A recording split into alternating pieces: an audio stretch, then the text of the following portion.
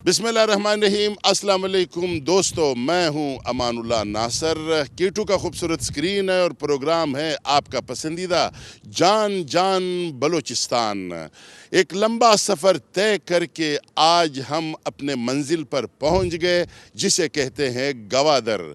मेरे पीछे इस वक्त गवादर आपको नज़र आ रहे। गवादर एक खूबसूरत समंदरी साहिल, जिस होटल में इस वक्त हम मुकीम हैं, आप यकीन करें सुबह जब मैंने खिड़की खोली और जब मैंने देखा तो मुझे ऐसा लगा जैसा माशाअल्लाह माशाअल्लाह एक अजीब मंज़र। सामने देखो समंदर, पीछे देखो समंदर, शहर सारा नज़र आ रहा है माशाअल्लाह। और आपको पहाड़ भी नज़र आएंगे, यहाँ से आपको समंदर भी नज़र आएगा। पीछे एक बहुत खूबसूरत मंज़र, छोटे छोटे घर नज़र आ रहे। बहुत खूबसूरत लोग हैं यहाँ के, बहुत मेहमान नवाज है यहाँ के लोग। हम रात को यहाँ पे पहुँचे और बेसब्री से ये इंतज़ार था कि कब रोशनी होगी, सूरज निकल आएगा और हम इस गवादर को आपको दिखा देंगे। मैं आपको ये बता दूं कि गवादर के लोग कैसे हैं, वो क्या सोचते हैं, सी पैक के बारे में वो आपको बता देंगे। यहाँ पे क्या कारोबार होता है, क्या ज़राअत होता है, यहाँ के लोगों का ज़रिया माश क्या है और यहाँ के लोग क्या सोचते हैं सी पैक के बारे में। तो मैं आपको और गवादर के चंद मनाजिर दिखाकर इंशाल्लाह फिर हम गवादर शहर जाएंगे। गवादर का जो डिप्टी कमिश्नर है कैप्टन वसीम साहब, उससे हम बातें करेंगे। गवादर के लोगों से बातें करेंगे। गवादर की जो मोतबरीन है, जो सरदार नवाब है, उनसे हम मिलेंगे। और गवादर का जो गरीब लोग है, जिसके लिए गवादर बनाया जा रहा है, जिनकी खुशी के लिए ये इतना बड़ा मंसूबा रखा गया है, उनसे हम बात करेंगे और आपको इंशाअल्लाह गवादर बिल्कुल डिटेल के साथ दिखा देंगे कि व्हाट इज़ द गवादर। ये जो हमने एक लंबा सफ़र मस्तुंग से स्टार्ट किया, फिर हम क्वेटा से रवाना हो गए और फिर यहाँ तक मुख्तलिफ शहर आपको दिखाते हुए आज हम अपने मंजिल पे पहुँच गए। आप और गवादर के कुछ मंजर।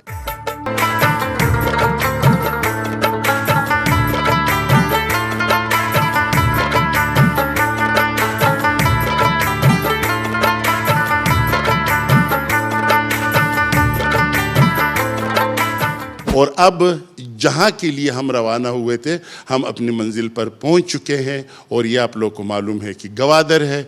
और गवादर का जो बादशाह इस वक्त जहाँ पे मैं बैठा हूँ, उनके ऑफिस में मैं हूँ। जो डिप्टी कमिश्नर है जनाब कैप्टन रिटायर्ड मोहम्मद वसीम साहब, हम आपको खुशामदीद कहते हैं अपने प्रोग्राम में। मेहरबानी, थैंक यू। कैसे सर, आप ठीक हो? अल्लाह का शुक्र है, बिल्कुल ठीक ठाक। बादशाह जो है सिर्फ अल्लाह ताला है, बाकी इंसान तो जो है ना वो उसको ज़िम्मेदारी देता है अल्लाह ताला और उसने निभानी है। बाकी बादशाहत अल्लाह की है। बादशाहत जो है ना अल्लाह ताला उन लोगों को देता है जिस पे वो मेहरबान होता है। और फिर ये एक इम्तिहान होता है कि अब ये बादशाह मेरे बंदों के साथ क्या करता है, ये एक इम्तिहान है। तो जो लोग अच्छे खादिम साबित होते हैं, अल्लाह ताला की बंदों का वो काम करते हैं, खिदमत करते हैं, असल में वो अच्छे बादशाह होते हैं। तो इस वक्त हम सबसे पहले आपसे जो गवादर है, जो आपका डिस्ट्रिक्ट है, उसके बारे में जोग्राफियाई हैसियत क्या है, उसके बारे में आप बताएं। और फिर इस डिस्ट्रिक्ट का और फिर हम सी पैक का तकरीबन पूरे रास्ते में हम लोगों से भी पूछते रहे, हम जो अफसरान थे, जो ज़िम्मेदारान थे, उनसे भी पूछते रहे। आप हमें सी पैक की अहमियत के बारे में बताएं और इस जो गवादर है, इनकी जो आसपास जोग्राफियाई हैसियत है, उसकी अहमियत के बारे में बताएं प्लीज़। सबसे पहले तो गवादर जो है डिस्ट्रिक्ट कोस्ट लाइन के ऊपर वाक़या है। बलूचिस्तान की जो साहिली पट्टी है, उसका जो मैक्सिमम एरिया है वो गवादर में है।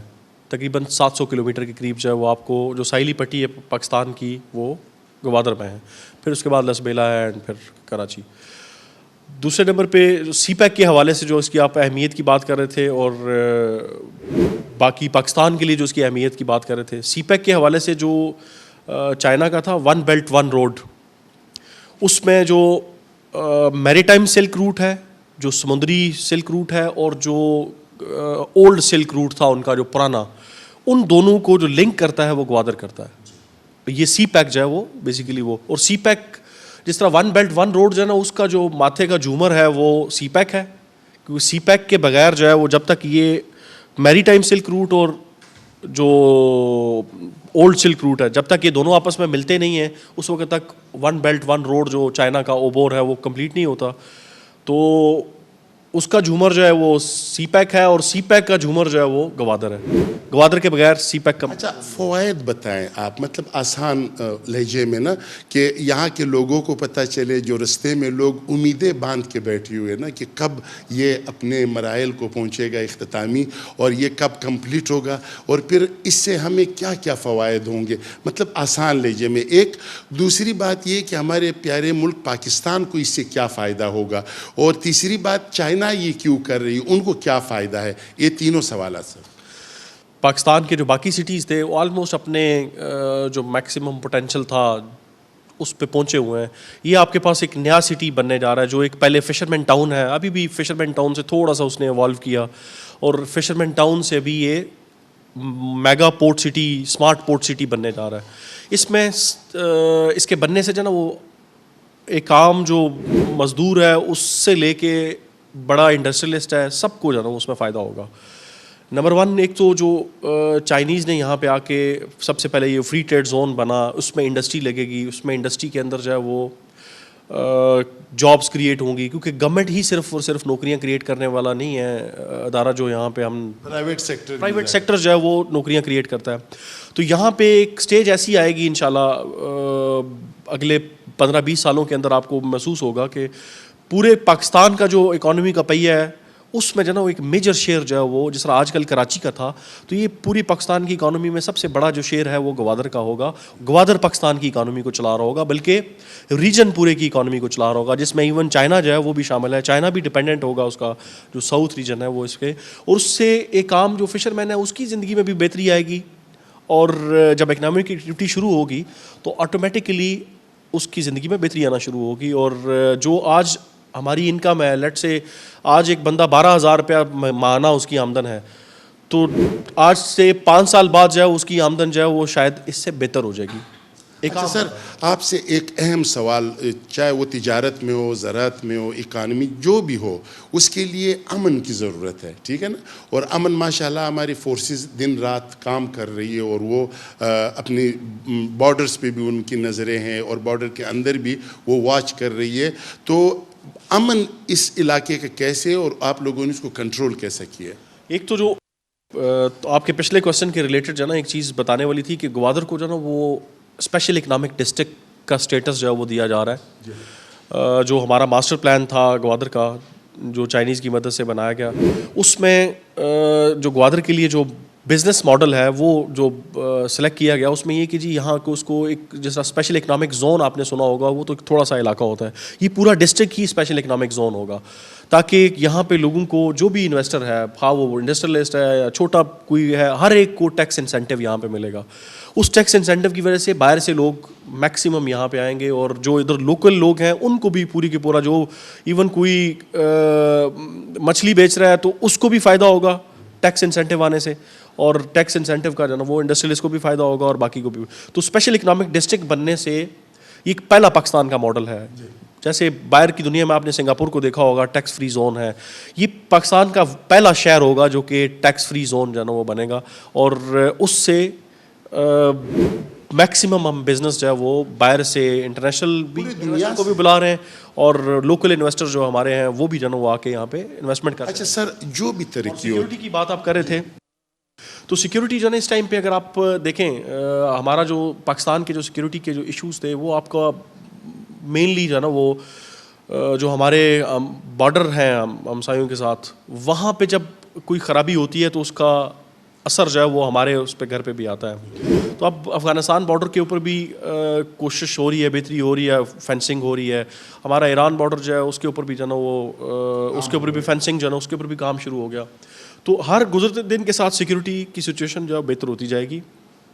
और दूसरा यहाँ पे जो सी पैक की स्पेशल जो उसकी सिक्योरिटी के लिए जो इसके प्रोजेक्ट्स हैं सी पैक के, और इसको इंश्योर करने के लिए पाकिस्तान आर्मी की तरफ से जो है वो स्पेशल सिक्योरिटी डिवीजन जो 44 डिवीजन जो है वो भी रिसेंटली रेज हुआ है, और उसका काम ही सिर्फ और सिर्फ जो है वो सी पैक और उसके जो मंसूबे हैं उनकी जो है वो हिफाजत करना। तो सिक्योरिटी जो है वो पूरे पाकिस्तान में अगर आपको जो है वो कोई सिक्योर एरिया मिलेगा तो आपको जो है ना वो हर गुजरते दिन के साथ बेहतरी होती जाएगी। लेकिन अभी इस टाइम पे आपको ग्वादर ही मिलेगा सिक्योर, कि जिसमें आपको आर्मी की भी सिक्योरिटी है, बाकी जो लॉ इन्फोर्समेंट एजेंसीज हैं उनकी भी कैपेसिटी इन्हांस की जा रही है ताकि वो बेहतर, और उसको जो ग्वादर शहर है इसको हम CCTVs लग जाएंगे पूरे के, उसको सेफ सिटी प्रोजेक्ट है एक जो प्रोविंशियल गवर्नमेंट और फेडरल गवर्नमेंट मिल के जो ना वो उसको कर रहे हैं, GDA उसको एग्जीक्यूट कर रहा है। तो वो शहर में आपको जो ना अभी कई जगह पे आपको नज़र आता होगा, हर जगह पे हम एक बंदूक वाला खड़ा करना पड़ता है आपको सिक्योरिटी के लिए। लेकिन आपको अगले 2-3 साल बाद जब आपका चक्कर लगेगा तो आपको जो ना वो यहाँ पे इनविजिबल सिक्योरिटी जो ना वो भी नज़र आएगी कि कुछ जगहों पे आप जो ना टेक्नोलॉजी की मदद से जो ना वो हम आपको सिक्योरिटी जो ना उस। अच्छा सर, एक जब ये बाहर के लोग भी आएंगे और इतनी तेज़ तरीन आप जो बोल रहे हैं कि तरक्की आएगी, उसके लिए जो लोकल लोग हैं उनको ज़हनी तौर पे तैयार करना पड़ता है, ठीक है ना, कि भाई ये चीज़ें आपकी के लिए आ रही है। जिस तरह मतलब किसी ज़माने में लोग साइकिलों पे सफ़र करते थे, फिर गाड़ियाँ आ गई, फिर अब मोबाइल आ गए, फिर नेट आ गए, पूरी दुनिया के साथ लोगों को अवेयरनेस के लिए या एजुकेशन देने के लिए कि वो ज़हनी तौर पे तैयार रहे, उसके लिए आप क्या कर रहे हो? एक तो लोगों को जो ना अवेयरनेस की जहाँ तक बात है, ग्वादर का जो एक आम शहरी भी आप जो ना उसको अगर आप मिलेंगे, आपका तलक लोरलाई से है या बाकी इलाकों में भी आप गएंगे, उधर के शहरी से ज़्यादा वेल इन्फॉर्म्ड जो बंदा आपको मिलेगा वो ग्वादर वाला शहरी मिलेगा। उसको CPEC की चीज़ों का भी पता है, उसको ये भी पता है कि मेरे हकूक़ क्या हैं और गवर्नमेंट ने मेरे लिए क्या करना, और अपनी हर फोरम के ऊपर अपनी आवाज़ भी उठाता है और गवर्नमेंट को साथ सपोर्ट भी कर रहा होता है कि जी इन चीज़ों को लेकर, क्योंकि उसके घर का चूल्हा जो है वो जब तरक्की इधर आएगी, इंडस्ट्री आएगी, रोडें बेहतर होंगी, चीज़ें यहाँ पे बिजनेस चलेगा तो इसका चूल्हा भी चलेगा।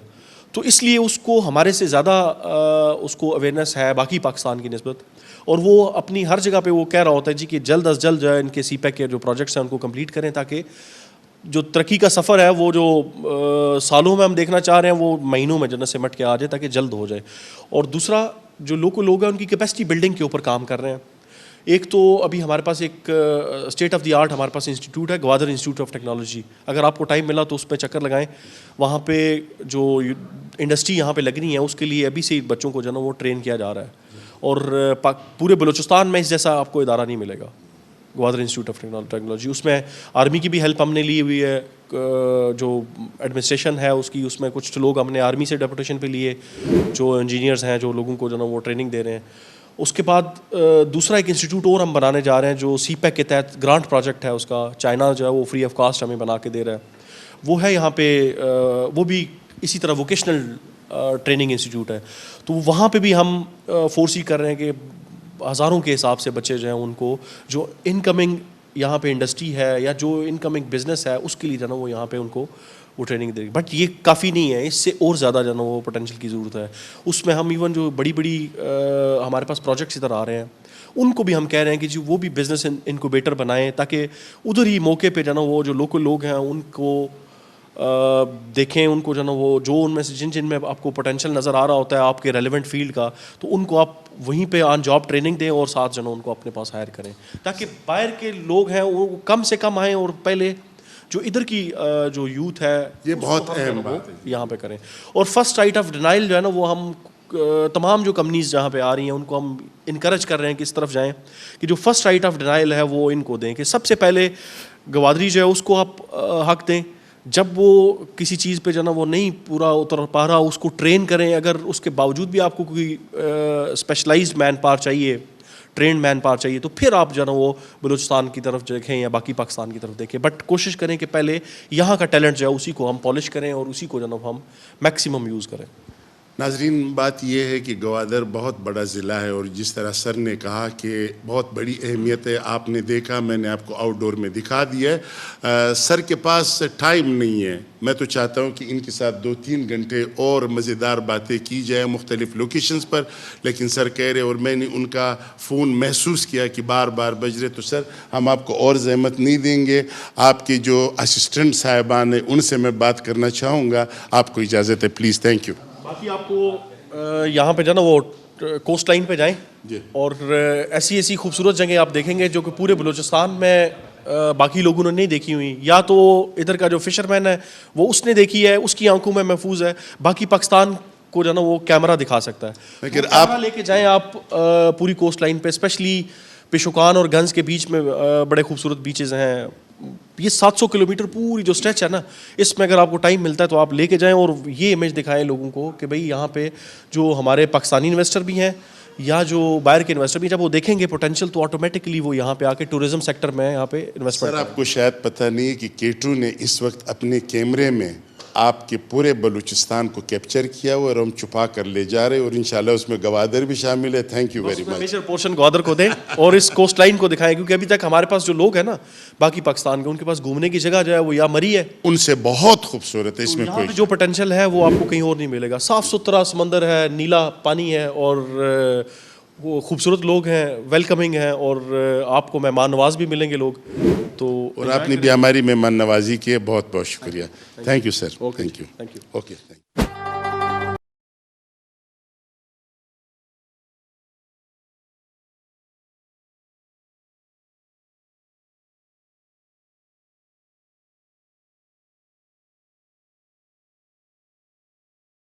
गवादर है और गवादर का जो ख़ास रोज़गार वाली जगह है जहाँ से मछलियाँ भी निकलती है। और ये हमारे आदिल साहब मुझे कह रहे कि दुनिया जहाँ में जहाँ पे भी कश्तियाँ ख़त्म होती है तो वो यहाँ पे मरम्मत के लिए आती हैं, छोटी छोटी कश्तियाँ। बड़ी कश्तियाँ तो मैंने आपको बताए थे कि वो वहाँ पे गडानी में शिप ब्रेकिंग जो है वहाँ पे वो बड़े बड़े शिप्स आते हैं और वहाँ पे फिर उनका मरम्मत होता है और फिर वहाँ से उनको तोड़ फोड़ के दुनिया की मुख्तलिफ जगहों में और पाकिस्तान की मुख्तलिफ जगहों में वो पुरज़जात जो कबाड़ के होते हैं वो जाते हैं। तो इस वक्त मेरे साथ कौन बैठा हुआ है? शमील खान। शमील खान, आपका ताल्लुक़ कहाँ से? हैदराबाद सिंध से। अच्छा, हैदराबाद सिंध से। तो यहाँ पे आप क्यों आए हो? यहाँ रोजगार के लिए। रोज़गार के लिए? जी। कितने अरसे से ये काम करते हो रोज़गार? यहाँ पे मैं आया हूँ, मेरे को तकरीबन 4-5 साल हो गए। अच्छा, तो आपका सेठ अलग होता है, वो ठेका लेता है फिर आपको मजदूरी देता है, या आप इसका मरम्मत का खुद ठेका ले लेते हो? हम मरम्मत का ठेका ले लेते हैं। अच्छा, मरम्मत का ठेका ले लेते हो। जी। और कितने वर्कर है आपके साथ?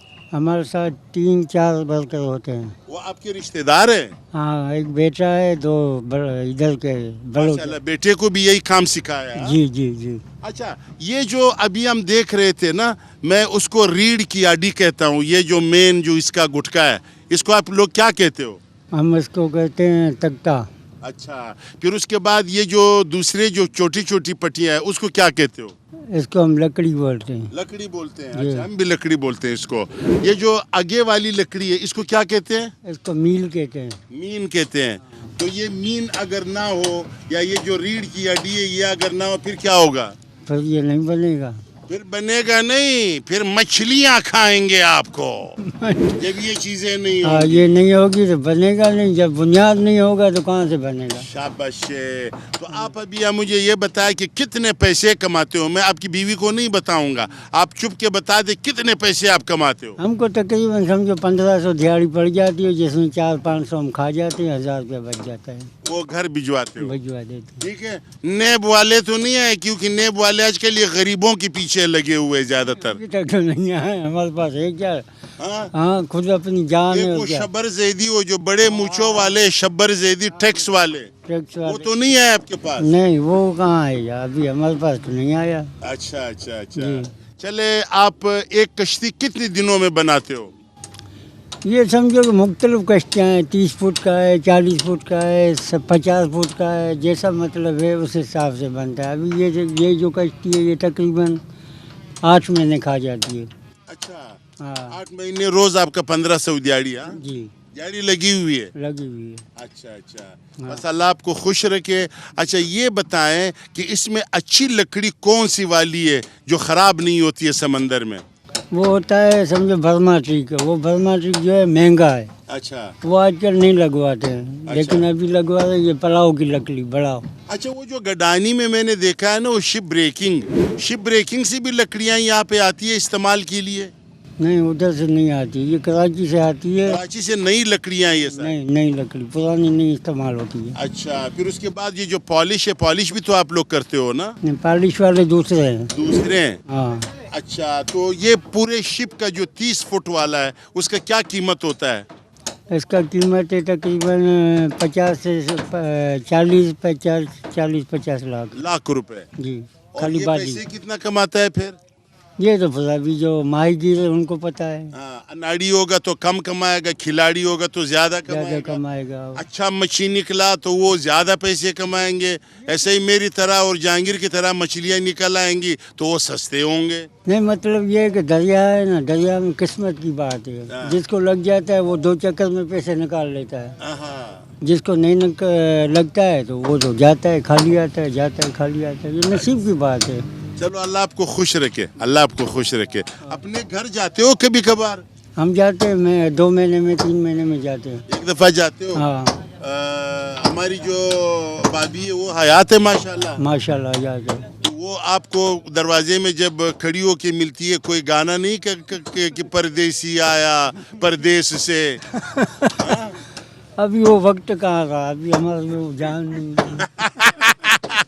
भाई बुढ़ापे में तो असल इश्क चलता है। देश पर आए जाने वाले वादा करते जाना, मुझे खत लिखोगे, मुझे खत लिखोगे रोजाना। आप ये कहते हो भाई अब खत का जमाना नहीं, अब तो मैसेज का जमाना है। मोबाइल का जमाना है ना। है ना? हाँ। अब तो खतों का जमाना नहीं है। अभी रोज मुलाकात होती है। व्हाट्सएप पे। हाँ रोज मुलाकात होती है। माशाल्लाह, अल्लाह आपको खुश रखे।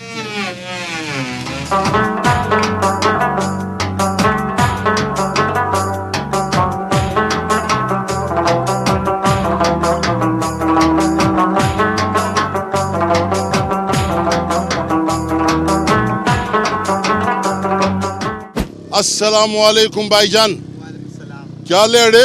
शुक्र है अल्लाह का। नाम क्या है? अब्दुल हकीम। कहाँ के हो? हम ग्वादर का। ग्वादर के हो? जी। कितने अरसे से ग्वादर में हो? हम तकरीबन 22 साल। क्या काम करते हो ग्वादर में? हम मच्छी का। मछली का? जी। तो कितना मछली पकड़ते हो रोजाना? हम पकड़ने वाला नहीं, हम लेके जाने वाला है। अच्छा, कहाँ पे लेके जाते हो मछली? कंपनियों पे। कंपनियों पे? जी। तो ये कंपनियां किधर है यार?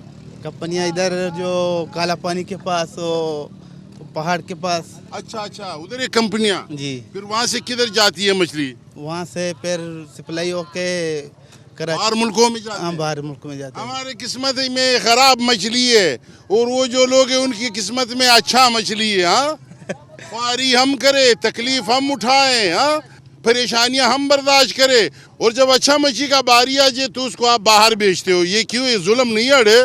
उधर के रेट बहुत है ना। अच्छा, सब रोकड़ा का चक्कर है, सब डॉलर का चक्कर है। जहाँ से डॉलर ज्यादा मिले, रोकड़ा ज्यादा मिले, बस ये मच्छी फिर उधर ही बेचता है। जी। है ना? हाँ ऐसा है। कितने पैसे रोजाना कमाते हो?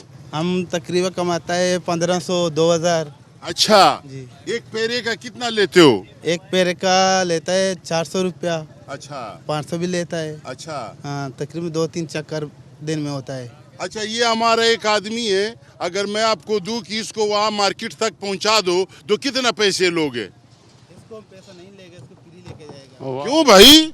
क्योंकि ये नया मुल्क से ये मछली से भी गया गुजरा है। मछली का आप 500 रुपए लेते हो, इस बेचारे को ऐसे ही ले जाते हो, क्यों भाई? ये नया आदमी है, नया को हम नहीं लेगा। अच्छा, मेहमान है। जी। देखो ना, मैंने आप लोगों को कहा था कि ग्वादर के जो लोग हैं इंतहाई मेहमान नवाज लोग हैं, वो इसलिए जहांगीर से पैसे नहीं लेते। अच्छा आदिल भाई, आप मुझे ये बताएं कि आप ये जो मार्केट है ये हमें कब दिखाएंगे? मेरे तो तजस्सुस हो रहे हैं, क्योंकि ये सब कह रहे कि हम अपनी जो अच्छी चीज़ें हैं हम वहाँ पे पहुँचा रहे, तो क्या ख्याल है वहीं पे ना जाए?